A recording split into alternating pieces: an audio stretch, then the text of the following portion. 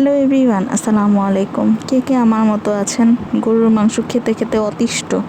আমি তো গরুর মাংস খেতে খেতে এত অতিষ্ঠ হয়ে গেছি যে আজকে চাপা শুটকি নিয়ে বসছি, চাপা শুটকির ভর্তা করব।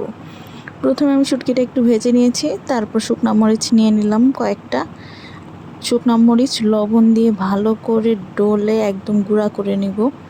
এই পার্টটা যে কি কষ্টকর, আমি মরিচ ধরতেই পারি না, হাত অনেক জ্বলে। তবুও আমি ভর্তা খাওয়ার জন্য মরিচটা একদম পিষে ডলে একদম গুঁড়া করে নিয়েছি।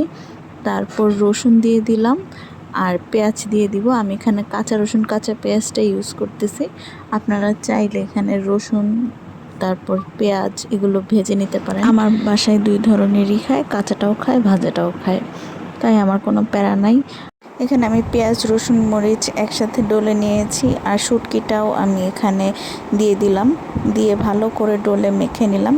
এই তো হয়ে গেল আমার ফেভারিট চাপা শুটকির ভর্তা। আপনাদের কার কার ভালো লাগে?